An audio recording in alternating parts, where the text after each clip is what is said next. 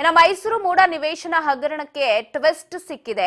ಇಡೀ ಮಹತ್ವದ ಒಂದು ವರದಿಯನ್ನ ಬಿಡುಗಡೆ ಮಾಡಿ ವಿವರಣೆಯ ಬಿಡುಗಡೆಯಾಗಿದ್ದು ಪರಿಹಾರ ರೂಪದಲ್ಲಿ ಅಕ್ರಮ ಸೈಟ್ ಅನ್ನು ಹಂಚಿಕೆ ಮಾಡಲಾಗಿದೆ ಅಂತ ಹೇಳ್ತಾ ಇದ್ದಾರೆ. ನಿವೇಶನ ಹಂಚಿಕೆಯಲ್ಲಿ ಮಾಜಿ ಆಯುಕ್ತ ನಟೇಶ್ ಪಾತ್ರ ಇಲ್ಲಿ ಇರೋದು ಕನ್ಫರ್ಮ್ ಆಗಿ ಕಂಡು ಬಂದಿದೆ.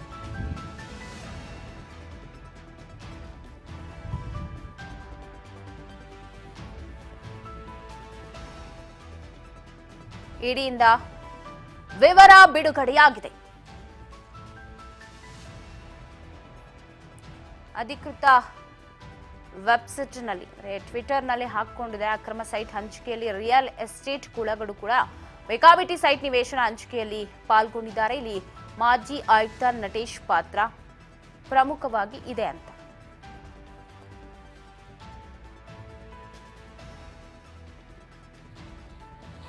ಮೈಸೂರು ಮೂಡ ನಿವೇಶನ ಹಗರಣಕ್ಕೆ ಟ್ವಿಸ್ಟ್ ಸಿಗ್ತಾ ಇದೆ. ಇಡಿ ಎಂಟ್ರಿ ಆಗಿದೆ, ತನಿಖೆ ನಡೆಸ್ತಿದೆ. 142 ಸ್ಥಿರಾಸ್ತಿ ಜಪ್ತಿ ಮಾಡಿ ಸರಿಸುಮಾರು 300 ಕೋಟಿಯಷ್ಟು ಬೆಳೆ ಬಾಳುವಂತಹ ಸ್ಥಿರಾಸ್ತಿ ಅಂತ ಹೇಳಲಾಗ್ತಾ ಇದ್ದು ಅದನ್ನ ಮುಟ್ಟುಗೋಲು ಹಾಕೊಳ್ಳೋದಕ್ಕೂ ಇಡಿ ಮುಂದಾಗಿದ್ದು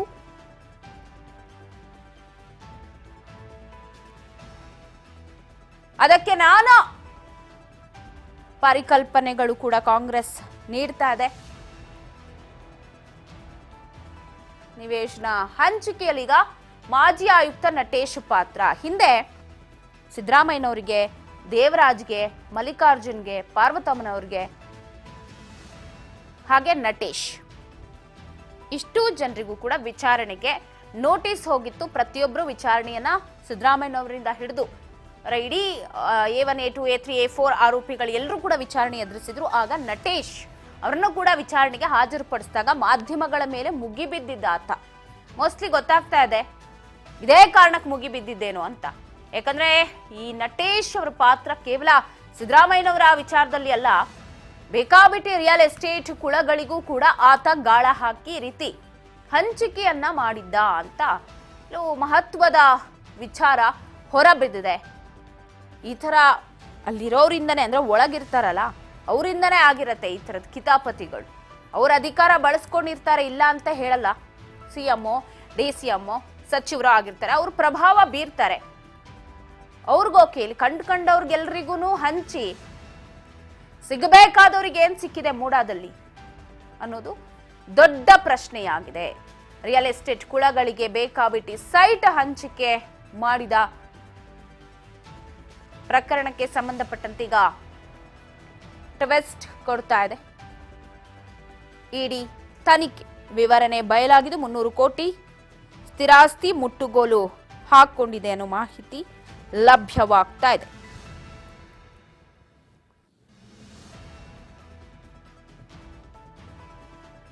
ಪರಿಹಾರ ರೂಪದಲ್ಲಿ ಅಕ್ರಮವಾಗಿ ಸೈಟ್ ಹಂಚಿಕೆ ಮಾಡಲಾಗಿದೆ ಅಂತ ಮಾಜಿ ಆಯುಕ್ತ ನಟೇಶ್ ಮೇಲೆ ಈಗ ಗಂಭೀರ ಆರೋಪವನ್ನ ಮಾಡಿದೆ ಇಡಿ. ಮುಂದಿನ ದಿನಗಳಲ್ಲಿ ನಟೇಶ್ ತನಿಖೆ ಮಾಡಿದ್ರು ಮಾಡಬಹುದು ಇಡಿ. ಕೇವಲ CM ಸಚಿವರಿಗೆ ಮಾತ್ರ ಅಲ್ಲ, ಬೇರೆ ಬೇರೆ ರಿಯಲ್ ಎಸ್ಟೇಟ್ ಉದ್ಯಮಿಗಳಿಗೂ ಕೂಡ ಸೈಟ್ ಹಂಚಿಕೆ ಆಗಿದೆಯಂತೆ. ಸರಿಸುಮಾರು 300 ಕೋಟಿ.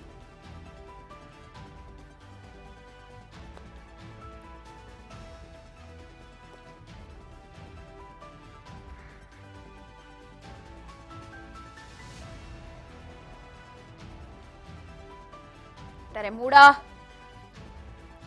ನಿವೇಶನ ಹಗರಣಕ್ಕೆ ಸಂಬಂಧಪಟ್ಟಂತೆ ದೊಡ್ಡ ಟ್ವಿಸ್ಟ್ ಅಂತೂ ಸಿಕ್ಕಿದೆ. ಇದು ಯಾರು ಊಹೆ ಮಾಡ್ಕೊಂಡಿರಲಿಲ್ಲ, ಇಷ್ಟೊಂದು ಕೋಟಿ ಸ್ಥಿರಾಸ್ತಿ ಮುಟ್ಟುಗೋಲು ಹಾಕತೆ ಇಡಿ ಅಂತ ಎಂಟ್ರಿ ಆದಾಗ ಇರೋ BJP ಅವರೇ ಮಾಡಿಸ್ತಾ ಇದ್ದಾರೆ ಅದು ಇದು ಅನ್ನುವಂತಹ ಹೇಳಿಕೆಗಳು ಬರುತ್ತೆ. ಸೊ ಆದ್ರೆ ಇಲ್ಲಿ ಬಯಲಾಗಿರೋ ವಿಚಾರ ಬೇರೆ ಬೇರೆ ಉದ್ಯಮಿಗಳಿಗೆ, ರಿಯಲ್ ಎಸ್ಟೇಟ್ ದಾರರಿಗೂ ಕೂಡ ಸೈಟ್ ಹಂಚಿಕೆ ಮಾಡಿದ್ದಾರೆ. ಈ ಸೈಟ್ ಹಂಚಿಕೆಯಲ್ಲಿ ಪ್ರಮುಖ ಪಾತ್ರ ಯಾರ್ದು ಅಂತ ನೋಡಿದ್ರೆ ಅಲ್ಲಿ ನಟೇಶ್ ಹೆಸರು ಕೇಳಿ ಬರ್ತಾ ಇದೆ. ಬೇಕಾಬಿಟ್ಟಿ ಅವ್ರಿಗೆ ಬೇಕಾದಂಗೆ ಸೈಟ್ ಹಂಚಿಕೆ ಮಾಡಿದ್ದಾರೆ ಅನ್ನೋ ಆರೋಪ ಇದೆ. ಸೊ ಮತ್ತೊಮ್ಮೆ ಇಡಿ ತನಿಖೆಗೆ ಕರೆದ್ರೆ ಮೋಸ್ಟ್ ಪ್ರಾಬಬ್ಲಿ ಹೋಗಬೇಕಾಗತ್ತೆ ಆಯುಕ್ತರು.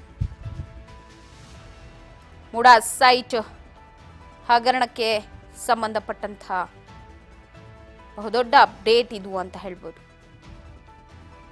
ದಿನಕ್ಕೊಂದು ಕ್ಷಣಕ್ಕೊಂದು ತಿರುವನ್ನ ಪಡೆದುಕೊಳ್ತಾ ಇತ್ತು ಮೂಡಾ. ಯಾರೆಲ್ಲ ಹೆಸರುಗಳು ಅಲ್ಲಿ ಬಂತು, ಇತ್ತೀಚೆಗೆ GTD ಹೆಸರು ಕೂಡ ಅಲ್ಲಿ ತಳುಕು ಹಾಕೊಳ್ತು.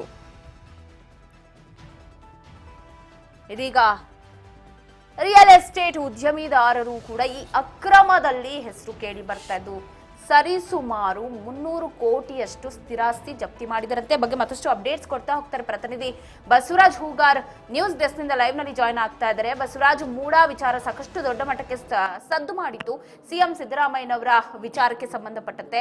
ಈಗ ಇಡಿ ಬಹಳ ಮುಖ್ಯವಾದ ವಿಚಾರವನ್ನ ಹಂಚಿಕೊಂಡಿದ್ದು, ಅದು ಒಂದು ಸ್ಫೋಟಕ ವಿಚಾರ ಅಂತಾನೆ ಹೇಳ್ಬೋದು. ಇದು ಮತ್ತಷ್ಟು ಜನರಿಗೆ ಡವ ಶುರು ಮಾಡಿದೆ. ಅವರು ಬಿಟ್ಟಂತಹ ಒಂದು ಈ ಬಿಡುಗಡೆ ಏನಿದೆ, ವರದಿ ಏನಿದೆ, ಟ್ವೀಟ್ ಖಾತೆಯಲ್ಲಿ ಮಾಡಿರೋದು ಸರಿಸುಮಾರು 300 ಕೋಟಿಯಷ್ಟು ಸ್ಥಿರಾಸ್ತಿಯನ್ನ ಜಪ್ತಿ ಮಾಡ್ಕೊಂಡಿದೆ ಅಂತ. ಸೊ ಇದೆಲ್ಲ ನೋಡ್ತಾ ಇದ್ರೆ ಮೂಡಾದಲ್ಲಿ ನಾವು ಅಂದುಕೊಂಡಿದ್ದಕ್ಕೂ ಊಹೆಗೂ ಮೀರಿ ದೊಡ್ಡ ಹಗರಣವೇ ಆಗಿದೆ ಅಂತ ಗೊತ್ತಾಗ್ತಾ ಇದೆ. ಬಸವರಾಜ್, ಪವಿತ್ರ, ಮೂಡಾ ಪ್ರಕರಣಕ್ಕೆ ಸಂಬಂಧಪಟ್ಟಂತೆ ದಿನಕ್ಕೊಂದು ಟ್ವಿಸ್ಟ್ ಅಂತೂ ಸಿಗ್ತಾ ಇದೆ. ಒಂದ್ ಕಡೆ ಸಿಎಂ ಸಿದ್ದರಾಮಯ್ಯನವರ ಪತ್ನಿಗೆ ಒಂದು ಅಕ್ರಮವಾಗಿ ಸೈಟ್ ಅನ್ನ ಹಂಚಿಕೆ ಮಾಡಲಾಗಿದೆ ಅನ್ನುವಂತ ಆರೋಪದಡಿ ಈಗಾಗಲೇ ನ್ಯಾಯಾಲಯದಲ್ಲಿ ಪ್ರಕರಣ ಕೂಡ ಇರುವಂತದ್ದು, ತನಿಖೆ ಕೂಡ ನಡೀತಾ ಇದೆ, ಈಗಾಗಲೇ ವಿಚಾರಣೆ ಕೂಡ ನಡೆಯುವಂಥದ್ದು. ಇದರ ನಡುವೆ ಇನ್ನೂ ಬೇರೆ ಬೇರೆಯವರಿಗೂ ಕೂಡ ಈ ಮೂಡಾ ಸೈಟ್ ನಲ್ಲಿ ಹಂಚಿಕೆ ಆಗಿದೆ, ಬೇರೆಯವರಿಗೂ ಕೂಡ ಇಲ್ಲಿ ವರ್ಗಾವಣೆ ಆಗಿದೆ ಅನ್ನುವಂಥದ್ದು ಪ್ರಮುಖವಾಗಿರ್ತಕ್ಕಂಥದ್ದು ಕೂಡ ಇಲ್ಲಿ ಆರೋಪ ಕೂಡ ಕೇಳಿ ಬರ್ತಾ ಇದೆ. ಈಗಾಗಲೇ ಈ ಪ್ರಕರಣವನ್ನ ಇಡಿ ಕೂಡ ಕೈಗೆತ್ತಿಕೊಂಡಿದೆ, ಸಾಕಷ್ಟು ವಿಚಾರಣೆ ನಡೆಸ್ತಾ ಇದೆ. ಆ ಮೂಡಾಗೆ ಸಂಬಂಧಪಟ್ಟಂತ ಅಧಿಕಾರಿಗಳನ್ನ ವಿಚಾರಣೆ ನಡೆಸ್ತಾ ಇದೆ. ಅದರಲ್ಲಿ ಪ್ರಮುಖವಾಗಿ ಮೂಡಾದ ಒಂದು ಮಾಜಿ ಆಯುಕ್ತರಾಗಿರ್ತಕ್ಕಂಥ ನಟೇಶ್ ಅವರ ಪಾತ್ರ ಕೂಡ ಹೆಚ್ಚಾಗಿ ಇಲ್ಲಿ ಕೇಳಿ ಬರ್ತಾ ಇದೆ. ಒಂದ್ ಕಡೆ ಏನು 300 ಕೋಟಿ ಸ್ಥಿರಾಸ್ತಿ ಅನ್ನುವಂಥದ್ದು ಏನು ಒಂದು ಜಪ್ತಿ ಮಾಡಲಾಗಿದೆ ಅನ್ನುವಂಥದ್ದು ಏನು ಮಾಹಿತಿಯನ್ನು ಹಂಚಿಕೊಂಡಿದ್ದಾರೆ ಇಡಿ ಅಧಿಕಾರಿಗಳು. ಅದರಲ್ಲಿ ಪ್ರಮುಖವಾಗಿ ಸುಮಾರು 56 ಕೋಟಿ ಮೌಲ್ಯದ ನಿವೇಶನ ಹಂಚಿಕೆ ಆರೋಪ, ಅದು ಮೂಡಾದ ಮಾಜಿ ಆಯುಕ್ತರಾಗಿರ್ತಕ್ಕಂಥ ನಟೇಶ್ ಅವರ ಒಂದು ಮೇಲೆ ಆರೋಪ ಕೂಡ ಕೇಳಿ ಬಂದಿದೆ. ಇಡಿ ಅಧಿಕಾರಿಗಳು ಕೂಡ ಈ ಬಗ್ಗೆ ಮಾಹಿತಿಯನ್ನು ಕೂಡ ಹಂಚಿಕೊಂಡಿರ್ತಕ್ಕಂಥದ್ದು ಸಾಕಷ್ಟು ಕುತೂಹಲಕ್ಕೆ ಎಡೆ ಮಾಡಿಕೊಟ್ಟಿದೆ. ಅಂದ್ರೆ ಪವಿತ್ರ, ಈ ಮೂಡಾ ಹಗರಣದಲ್ಲಿ ಸಿಎಂ ಸಿದ್ದರಾಮಯ್ಯನವರ ಪತ್ನಿಯು ಕೂಡ ಅಕ್ರಮವಾಗಿ ಸೈಟ್ ಅನ್ನು ಹಂಚಿಕೆ ಮಾಡಲಾಗಿದೆ ಅನ್ನುವಂಥದ್ದನ್ನು ಕೂಡ ಪ್ರಮುಖವಾಗಿರ್ತಕ್ಕಂಥದ್ದು ಕೂಡ ಇಡಿ ಅಧಿಕಾರಿಗಳು ತನಿಖೆಯಿಂದ ಹೊರ ತಂದಿರತಕ್ಕಂಥದ್ದು. ಇನ್ನೊಂದು, ಈಗ ಏನು ಮೂಡಾದ ಮಾಜಿ ಏನು ಅಧಿಕಾರಿಗಳೇನಿದ್ದಾರೆ ಆ ಅಧಿಕಾರಿಗಳು ಕೂಡ ನೇರವಾಗಿ ಹಗರಣಗಳಲ್ಲಿ ಭಾಗಿಯಾಗಿದ್ದಾರೆ ಅನ್ನುವಂಥದ್ದು ಸಿಎಂ ಸಿದ್ದರಾಮಯ್ಯನವರ ಪತ್ನಿಗೆ ಅಷ್ಟೇ ಅಲ್ಲ, ಇನ್ನು ಬೇರೆ ಬೇರೆ ದೊಡ್ಡ ದೊಡ್ಡ ಉದ್ಯಮಿಗಳಿಗೂ ಕೂಡ, ರಿಯಲ್ ಎಸ್ಟೇಟ್ ಉದ್ಯಮಿದಾರರಿಗೂ ಕೂಡ ಕೋಟ್ಯಾನು ಕೋಟಿ ಹಣವನ್ನು ಕೂಡ ಇಲ್ಲಿ ಹಣದ ಮೌಲ್ಯವನ್ನ ತೆಗೆದುಕೊಂಡು ಇಲ್ಲಿ ಅಕ್ರಮವಾಗಿ ಅಲ್ಲಿರ್ತಕ್ಕಂಥ ಸೈಟ್ ಅನ್ನು ಹಂಚಿಕೆ ಮಾಡಿದ್ದಾರೆ ಅನ್ನುವಂಥ ಆರೋಪ ಕೂಡ ಕೇಳಿ ಬಂದಿರತಕ್ಕಂಥದ್ದು. ಇನ್ನೊಂದು ಪ್ರಮುಖವಾಗಿ ಇಲ್ಲಿ ಬೇರೆ ಬೇರೆ ಒಂದು ನಿವೇಶನವನ್ನು ಹಂಚಿಕೆಯ ಆಧಾರದಲ್ಲಿ ಸುಳ್ಳು ಒಂದು ದಾಖಲೆಗಳನ್ನ ಸೃಷ್ಟಿಸಿ ಅಲ್ಲಿ ಅನುದಾನ ಕೂಡ ಬಿಡುಗಡೆ ಮಾಡಿಕೊಂಡು ಅಲ್ಲಿ ಸೈಟ್ ಅನ್ನು ಕೂಡ ಹಂಚಿಕೆ ಮಾಡಲಾಗಿದೆ, ಮಾರಾಟ ಮಾಡಲಾಗಿದೆ ಅನ್ನುವಂಥದ್ದನ್ನು ಕೂಡ ಇಲ್ಲಿ ಆರೋಪ ಕೂಡ ಉಲ್ಲೇಖ ಆಗಿರ್ತಕ್ಕಂಥದ್ದು. ಹಾಗಾಗಿ ಸಾಕಷ್ಟು ಕೋಟಿ ಗಂಟಲೆ ಹಣವು ಕೂಡ ಇಲ್ಲಿ ಅಕ್ರಮವಾಗಿ ಬೇರೆ ಬೇರೆ ಒಂದು ಉದ್ಯಮದಾರ ಒಂದು ಕೈಯಲ್ಲಿ ಸಿಕ್ಕಿರ್ತಕ್ಕಂಥದ್ದು. ಏನು ಯಾರಿಗೆ ಆ ಮೂಡಾ ನಿವೇಶನ ಅವಶ್ಯಕತೆ ಇದೆಯೋ, ಸರ್ಕಾರ ಏನು ಒಂದು ನಿಗದಿ ಮಾಡುತ್ತೆ ನಿಯಮಾನುಸಾರ, ಅದೆಲ್ಲವನ್ನು ಕೂಡ ಗಾಳಿಗೆ ತೂರಿ ಇಲ್ಲಿ ಅಧಿಕಾರಿಗಳಾಗಿರ್ಬೋದು, ರಾಜಕಾರಣಿಗಳಾಗಿರ್ಬೋದು, ಎಲ್ಲರೂ ಕೂಡ ಈ ಒಂದು ಮೂಡಾ ಹಗರಣದಲ್ಲಿ ಭಾಗಿಯಾಗಿದ್ದಾರೆ ಅನ್ನುವಂಥದ್ದನ್ನು ಕೂಡ ಎಳೆಯಾಗಿ ಇಡಿ ಅಧಿಕಾರಿಗಳು ಇದನ್ನು ಕುಲಂಕುಷವಾಗಿ ಸಾಕಷ್ಟು ತನಿಖೆಯನ್ನ ಕೈಗೊಳ್ತಾ ಇದ್ದಾರೆ. ಇದರಲ್ಲಿ ದೊಡ್ಡ ದೊಡ್ಡ ಕುಳಗಳ ಕೈವಾಡ ಕೂಡ ಕಂಡು ಬರ್ತಾ ಇದೆ. ಅದಕ್ಕೆ ಮೂಡಾದಲ್ಲಿ ಇರ್ತಕ್ಕಂಥ ಕೆಲಸ ಮಾಡ್ತಕ್ಕಂಥ ಪ್ರಮುಖ ಹುದ್ದೆಯಲ್ಲಿರ್ತಕ್ಕಂಥ ಆಯುಕ್ತರಾಗಿರ್ಬೋದು, ಕೆಳ ಹಂತದ ಅಧಿಕಾರಿಗಳಾಗಿರ್ಬೋದು, ಇವರೆಲ್ಲರೂ ಕೂಡ ಅದರಲ್ಲಿ ಭಾಗಿಯಾಗಿ ಅಲ್ಲಿ ಇದನ್ನ ಈ ರೀತಿಯಾಗಿರ್ತಕ್ಕಂಥ ಒಂದು ರೀತಿಯಲ್ಲಿ ಏನು ಹಣ ವರ್ಗಾವಣೆ ಆಗಿರ್ಬೋದು, ಮತ್ತೆ ಒಂದ್ ಕಡೆ ಅಕ್ರಮವಾಗಿ ಸೈಟ್ಗಳನ್ನ ಮಾರಾಟ ಆಗಿರ್ಬೋದು, ಮತ್ತೆ ಬೇರೆ ಬೇರೆ ಹಣದಿಂದ ಆ ಮೂಡಾದಿಂದಲೇ ಬಂದಿರತಕ್ಕಂಥ ಸೈಟ್ ಅನ್ನ ವರ್ಗಾವಣೆ ಮಾಡಿ ಹಣ ಬಂದಿರತಕ್ಕಂಥದ್ದನ್ನ ಬೇರೆ ಬೇರೆ ಖಾತೆಗಳು ಕೂಡ ವರ್ಗಾವಣೆ ಮಾಡಿ ಯಾವುದೇ ರೀತಿ ದಾಖಲೆ ಸಿಗಬಾರದು ಅನ್ನುವಂತ ರೀತಿಯಲ್ಲಿ ಕೂಡ ಇಲ್ಲಿ ಆರೋಪ ಕೂಡ ಕೇಳಿ ಬಂದಿರತಕ್ಕಂಥದ್ದು. ಈ ರೀತಿಯಾಗಿರ್ತಕ್ಕಂಥ ಒಂದ್ ಕಡೆ ಕೋಟಿ ಹಣವನ್ನು ಕೂಡ ಈ ಮೂಡಾದಿಂದ ಲೂಟಿ ಮಾಡಿರ್ತಕ್ಕಂಥದ್ದು.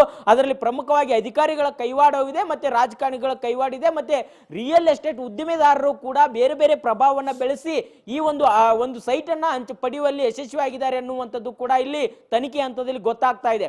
ಹಾಗಾಗಿ ಇಡಿ ಅಧಿಕಾರಿಗಳು ಕೂಡ ಈಗ ನಟೇಶ್ ಅವರಾಗಿರ್ಬೋದು ಮತ್ತೆ ದಿನೇಶ್ ಆಗಿರ್ಬೋದು ಇವರೆಲ್ಲರನ್ನು ಕೂಡ ಸಮಗ್ರವಾಗಿರ್ತಕ್ಕಂಥ ತನಿಖೆ ಮಾಡಲಿಕ್ಕೆ ಮುಂದಾಗಿರ್ತಕ್ಕಂಥದ್ದು.